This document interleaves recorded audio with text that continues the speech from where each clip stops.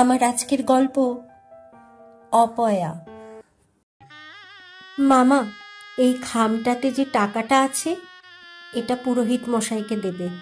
দেখো, খামের ওপর আমি লিখে রেখেছি।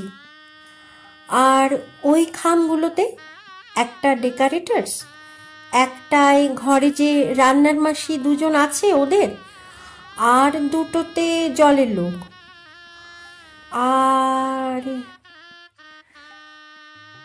আর বলে কিছুক্ষণ ভাবলো পাখি।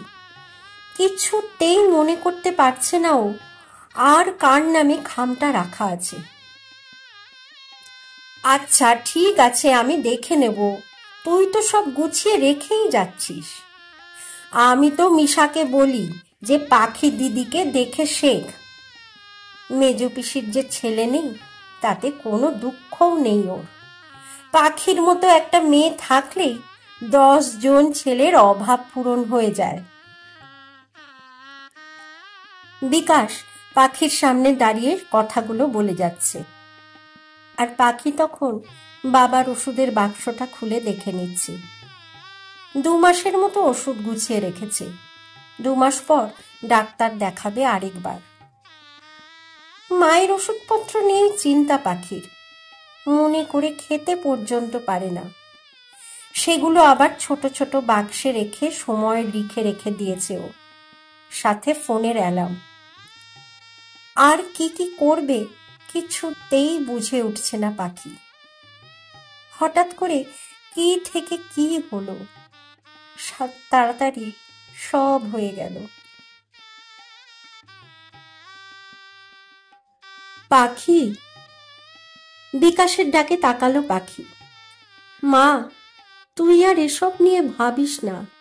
এখন যেখানে যাচ্ছিস সেসবে মন দে। দেখছিস মেজদি জাইমু সব গুছিয়ে করে নেবে। বিকাশ কথাগুলো বলার সাথে সাথে পাখি বলে উঠল, কিচ্ছু পারবে না মামা, তুমি তো ওদের জানো না। আমি ছাড়া ওরা অন্ধকার। পরশু রাতেও কি অবস্থা, মায়ের প্রেসার বেড়ে। ডাক্তার ডাকবো কিনা ভাবছিলাম। বলো তো মামা, এইটুকুও কি বোঝে না যে শরীরটা খারাপ লাগছে? আগে থেকে বললে তো আমি সেরকম ভাবে ব্যবস্থা করতে পারি। আমি থাকতেই এই করছে, আমি না থাকলে কি হবে বুঝতে পারছো? কাঁদো কাঁদো স্বরে বলল পাখি। বিকাশ এগিয়ে এসে মাথায় হাত বুলিয়ে দিল মেয়েটার। ওদের বংশের এই দুটোই মেয়ে, মেজদির মেয়ে আর ওর নিজের মেয়ে। মনে আছে যে বছর এই পাখি হয়, মেয়ের জাইমু মানে সুবলের চাকরিটা চলে যায়। কিভাবে যে সুবল আর মিনা ওকে মানুষ করেছে সেটা আর কেউ না জানুক, বিকাশ জানে। সারাদিন মেয়েকে সামলে সারা রাত সেলাইয়ের কাজ করত মিনা। আজ এই যে এত অসুস্থ, তার অনেকটা কারণ ছিল সে সময়কার খাটনিগুলো। সুবল তারপরে আর সেরকম পাকা কোনো কাজ খুঁজে পায়নি। টুকটাক কাজ করেই চলতো ওদের সংসার। যা মা, তুই এবার তৈরি হয়ে নে। আমি মিশাকে পাঠিয়ে দিচ্ছি তোকে সাজিয়ে দিই। বেলা বাড়ছে, বারবার তাড়া দিচ্ছে ওরা। পাখিও মামার কাঁধে কিছুক্ষণ মাথা গুজে রাখলো। বড্ড ভার ওর মাথাটায়। 30 বছর হতে চলল পাখি, কিন্তু দায়িত্ব কর্তব্যে কেউ বলবে না ওর বয়স 30। পাখি ওর বন্ধুদেরও দেখে কি সুন্দর হাওয়ায় গা ভাসিয়ে দিন কাটছে ওদের। কিন্তু পাখি সেই ছোট থেকেই এটা শুনে বড় হয়েছে। পাখি বড় হয়ে মা বাবাকে নিয়ে আকাশে উড়ে যাবে। একটু বড় হতে শুনেছে পাখি মা বড় হলে বাবা রোজ মাংস খাবে। সত্যি তো, বাবা মা কোনো দিন নিজের কথা ভাবেনি। এ বাড়িতে কালে ভদ্রে মাছ মাংস যেটুকুই আসতো সেটা শুধুই পাখির জন্য। পাখিরই ছোট থেকে খুব কষ্ট হতো একা একা সেসব খেতে। আরো কষ্ট হতো যখন মা বাবা লুকিয়ে লুকিয়ে খেতে বসতো। আর একটু বড় হওয়ার পর কষ্টটা আরো বেড়ে গেল পাখির। যখনই মামা বাড়ি যেত, দিদা বড় মামি সবাই খুব খারাপ ব্যবহার করতো ওর সাথে। ওদের থেকেই পাখি জেনেছিল যে ও জন্মাবার পরেই ওর বাবার চাকরিটা চলে যায়।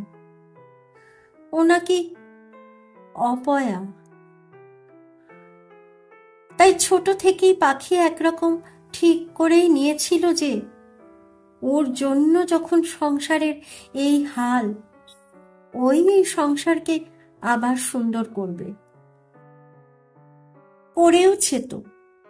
দোতলা বাড়ি, বাবার কোমরে ব্যথার জন্য কমোড, ওনাদের মেডিক্লেম। না করে কি বা করতো পাখি? ছোট থেকে বাবার বাড়ির মায়ের বাড়ির সবাই পিছনে পাখিকে অপয়া, অভাগা কত কি বলতো। কিন্তু সুবল বা মিনা কখনো কিচ্ছু বলেনি, বরং ধীরে ধীরে সবার থেকে দূরে সরে গেছে মেয়েকে নিয়ে। শুধু একটাই স্বপ্ন ছিল, পাখি একদিন অনেক বড় হবে, আকাশে উড়বে মা বাবাকে নিয়ে। দিদি ভাই, বাবা বলল তোকে একটু সাজিয়ে দিতে। মিশার কথায় চমকে গেল পাখি। পাখি দেখল মিশা একটা লাল রঙের চুড়িদার পরে সামনে দাঁড়ালো। ছোট মামা মানে বিকাশেরই মেয়ে এই মিশা। পাখি কারোর সাথে কোনো যোগাযোগ রাখেনি এই কবছর, শুধু এই ছোট মামা ছাড়া। ছোট মামাই একমাত্র বড্ড ভালোবাসে পাখিকে। তাই তো চলে যাওয়ার পরে কিছু দায়িত্ব মামাকে দিয়ে গেল। দিদি ভাই, ভয় করছে না? মিশার কথায় তাকালো পাখি। এই যে আর কিছুক্ষণ পর তুই অন্য একটা বাড়িতে চলে যাবি, কষ্ট হচ্ছে না যে মেজ পিসি পিসাইকে ছেড়ে চলে যাবি?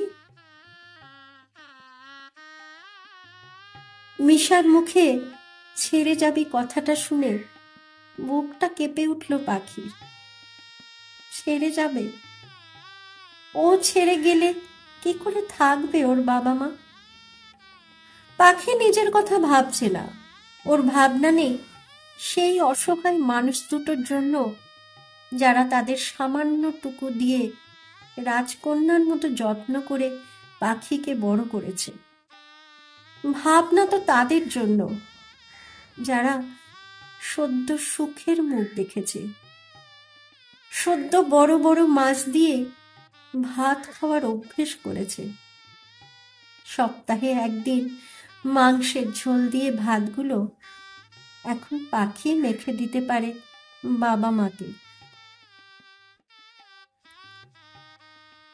যদিও সবটাই বলেছে পাখি অতনুকে, বলে দিয়েছে ওর মাইনার অর্ধেক ও বাবা মাকে দেবে। অতনু বলেছে যে ভগবানের কৃপায় ওর মাইনাটুকু অতনু না নিলেও সংসারটা ভালোই চলে যাবে। যাওয়ারই তো কথা, মস্ত সায়েন্টিস্টও।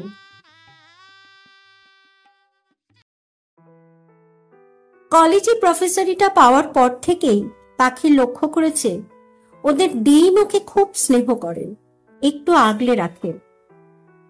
পাখি ভেবেছিল হয়তো সবচেয়ে ছোট বলে, কিন্তু না, উনি আসলে পাখিকে দেখে মনে মনে নিজের দাদার ছেলের জন্য ভেবে নিয়েছিলেন। প্রথম প্রস্তাব পাখিকেই দিয়েছিলেন উনি। পাখি সেটা বাড়ি অবধি পৌঁছতেই দেয়নি, কারণ ও জানে বাবা মা রাজি হয়ে গেলে বিয়েটা হয়ে যাবে, আর তাতে মানুষ দুটো আরো নিঃস্ব হয়ে যাবে। কারণ এটা সত্যি যে পাখি ছাড়া ওনারা সত্যি নিঃস্ব। আচ্ছা দিদি ভাই, তুই তো তোর কালকের মেকআপ আর্টিস্ট বন্ধুটাকেই ডেকে নিতে পারতিস। আমি ঠিকঠাক পারছি কি? নতুন একটা বাড়িতে যাবি। মিশা কপালে হালকা হয়ে যাওয়া কলকার ওপর তুলি বোলাতে বোলাতে বলল, মেকআপ আর্টিস্ট প্রায় 15,000 টাকা নিয়েছিল। সাজিয়েও ছিল অপূর্ব। খাওয়া দাওয়া সাজানো সব আয়োজনে এলাহি ব্যাপার ছিল। প্রায় 700 লোকের আয়োজন করেছিল পাখি। শুধু বাবা মায়ের মুখের দিকে তাকিয়েই করেছিল। ডিন স্যার যখন সরাসরি সুবলের কাছে মেয়ের বিয়ের প্রস্তাব নিয়ে আসে, সুবল আনন্দে কেঁদে ফেলেছিলেন। কত না করল পাখি। ওর ইচ্ছে ছিল না বিয়েটা করার, নতুন করে আরেকটা সংসার করার। কারণ পাখি জেনে এসেছিল ছোট থেকেই যে এটাই ওর সংসার, আর এই সংসার ও জন্মের পর ছারখার হয়ে গেছে। তাই এটা গুছিয়ে দেওয়ার দায়িত্ব ওর। এটা গোছাতে গিয়ে, সবার কাছে প্রমাণ করতে গিয়ে পাখি খুব ক্লান্ত। আরেকটা নতুন সংসার করার মতো মানসিক জোর আর নেই। মিশা না করার সাথে সাথে শুরু হলো মায়ের কান্নাকাটি। মা, তুই অনেক কিছুই করেছিস আমাদের জন্য। আমাদের শেষ ইচ্ছে এটাই যে খুব ধুমধাম করে প্রচুর লোকজন নিয়ে তোর বিয়ে হোক। যারা এতদিন তোকে অপয়া বলেছিল, সবাইকে আমি নিজে গিয়ে নেমন্তন্ন করে আসব। এসে দেখে যাক অপয়া মেয়েটা কি করতে পারে। শুধু মায়ের এই কথাতে নিজের বিয়েতে এত আয়োজন করেছে পাখি। নে দেখ, ভালো লাগছে। মিশা আয়না ধরল পাখির সামনে। পাখি এই প্রথম সিঁদুর পরে নিজেকে দেখল। কত বদল হয়ে গেছে ওর মুখের। খারাপ লাগছে না। এর আগে রূপার বিয়েতে দেখেছে পাখি, সিঁদুর পরার আগে একরকম ছিল, আর সিঁদুর কপালে পড়তেই পুরো রূপটাই বদলে গেছিল ওর। পাখির ছোট্টবেলার বন্ধু রূপা। শুধু সেই দিনটা খুব ইচ্ছে করছিল পাখির সিঁদুর পরে একবার নিজেকে দেখতে। কিন্তু সেই দিনটাই তারপর আর কখনো মনে হয়নি। কি রে বল, ঠিক আছে? কালকের সাজের ওপরেই বুলিয়ে দিলাম। তাও অতনুদা অবাক হয়ে যাবে, এত সুন্দর লাগছে। মিশার কথায় হেসে ফেলল পাখি। সাথে সাথে হই হই করে ঢুকলো বড় মামি, ছোট পিসি, মেজ জেঠি। এদের সবাইকে ত্যাগ করেছিল সুবল আর মিনা, কারণ এদের সবার চোখে পাখি ছিল অপয়া। পাখিমা, হলো তোর শ্বশুর তো পাগল হয়ে যাচ্ছে বউ নিয়ে যাবে বলে। বড় মামির কথায় তাকালো পাখি। এই মানুষটাকে দেখে কেউ বলবে যে একসময় এই সবচেয়ে বেশি অপয়ার তকমা লাগিয়েছিল পাখির গায়ে? পাখি কিছু বলার আগেই মিশা বলল, বম্মা দেখো তো কেমন লাগছে দিদিভাইকে।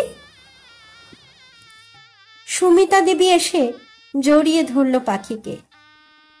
তারপর পাখির কপালে ঠোঁট ছুঁয়ে বলল, মেয়েটাকে লক্ষ্মী প্রতিমার মতো লাগছে, লক্ষ্মী মা আমার। পাখির কোথাও মনে হচ্ছে বড় মামি ওর ক্ষমা চাইল। মা ঠিক বলতো যে সবাই ঠিক সবার ভুল বুঝতে পারবে। পাখিও মামিকে জড়িয়ে ধরল। চল মা, নিচে চল। মা বাবাকে বলে এবার বেরিয়ে পড়, দূরটাও কম নয়। ছোট পিসি এসে হাত ধরে নিয়ে চলল পাখিকে।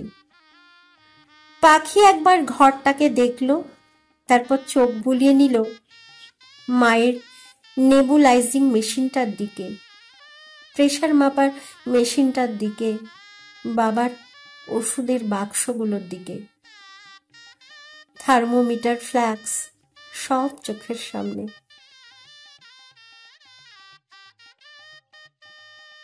তাও মনটা ছটফট করছে পাখির। পিসির হাত ধরে নিচে নামতেই সিঁড়ির মুখে বাবার সাথে দেখা। সুবল হাউ হাউ করে কেঁদে ফেললেন। জন্ম থেকে নিঃস্ব বাবাকে কখনো কাঁদতে দেখেনি পাখি, তাই বাবার কান্নায় একটু অসহায় লাগলো। বাবার মুখটা ধরে বলল, বাবা না কেঁদে শোনো, খাওয়া দাওয়া আমার সাজগোজ সব পেমেন্ট হয়ে গেছে। তুমি মামাকে দেখিয়ে দিতে বললে, তাই বাকিদেরটা সব খামে রেখে গেছি। আর ওষুধ, হরলিক্স সব গোছানো। ফোনের রিচার্জ যেভাবে শিখিয়ে দিয়েছি করে নেবে, মায়ের যত্ন নেবে। আমি আসছি। কথাগুলো বলে বাবাকে বাচ্চাদের মতো আদর করে এগিয়ে গেল পাখি। সবার মনে একটাই কথা উকি মারছে, একটা মেয়ে সারা জীবন এ বাড়িতে বড় হলো, থাকলো, অথচ বাড়ি ছাড়ার সময় এক ফোঁটা চোখের জল নেই। মা আসছি বলি মায়ের মুখটা ধরে আরেকটা বাচ্চার মতো আদর করলো পাখি। মা সব নিয়ম করে করবে, আমি যেন না শুনি কোনো রকম অনিয়ম করেছ। হাউ হাউ করে কেঁদে ফেললেন মিনা। কান্নার জেরে একটা কথাও বলতে পারছেন না। বৌদি কেঁদো না বৌদি, মেয়েটাকে যেতে দাও, ওদের সময় হয়ে গেছে। ছোট ননদ বলল, আয় মা, এই চালটুকু মায়ের আঁচলে দিয়ে দে, কিছু বলতে হবে না। আজকালকার মেয়েরা এসব বলতে পারেও না, মানেও না। সুমিতা বললেন। পাখি মায়ের বুক থেকে উঠে সোজা হয়ে দাঁড়িয়েছে ততক্ষণে। মায়ের কান্নায় মেয়ের হয়তো চোখ ভিজবে, সবাই তাই ভেবেছিল। কিন্তু পাখি শুকনো চোখে বলল, মামি আমি এটা দিতেও পারবো না, এই চালটুকু দেওয়াও আমার পক্ষে সম্ভব না।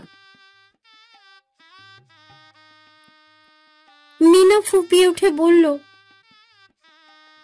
দে মা, চালটুকু দিয়ে যা মা, আমার লক্ষ্মী ছিলিস তুই। আজ তুই চলে গিয়ে আবার লক্ষ্মী ছাড়া হয়ে যাবে এই সংসারটা, আর এই লক্ষ্মী ছাড়া সংসারে যেন কোনো অভাব না থাকে।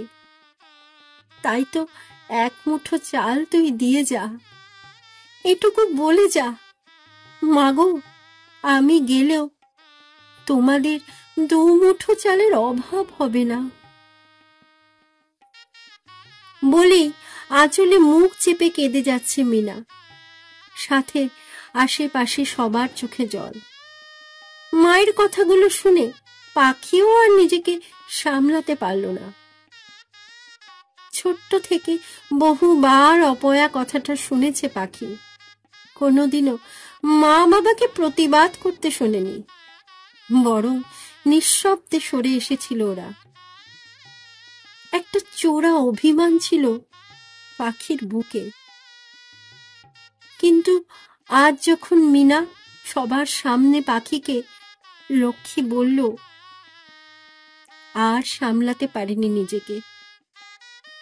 দৌড়ে এসে মায়ের বুকে ঝাঁপিয়ে পড়ল পাখি। মিশাও সুবলকে ধরে এনে বসালো মা আর মেয়ের সামনে। তিনজন তিনজনকে জড়িয়ে নিঃশব্দে কেঁদে যাচ্ছে। অতনুর বাবা একবার তাড়া দিতে গেলে অতনু থামিয়ে এগিয়ে এলো। তারপর নিচু হয়ে বসে বলল, কাঁদছো কেন? লক্ষ্মী একবার যে সংসারে ঢোকে কখনো ছেড়ে যায় না। পাখি মুখ তুলে একবার অতনুকে দেখল।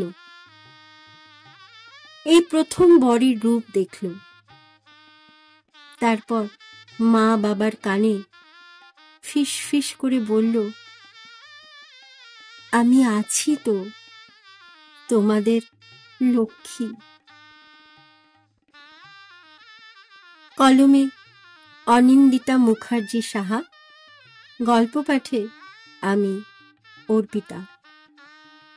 আমার গল্প পাঠ যদি আপনাদের ভালো লেগে থাকে তাহলে আমার এই চ্যানেলটিকে সাবস্ক্রাইব করে আমার পাশে থাকার অনুরোধ রইল, যাতে এমন নতুন নতুন সুন্দর সুন্দর ভিন্ন ভিন্ন স্বাদের গল্প নিয়ে আমি আবার আপনাদের সামনে হাজির হতে পারি। আজকের মতো বিদায়। সকলে ভালো থাকবেন, সুস্থ থাকবেন এই প্রার্থনা করি। ধন্যবাদ।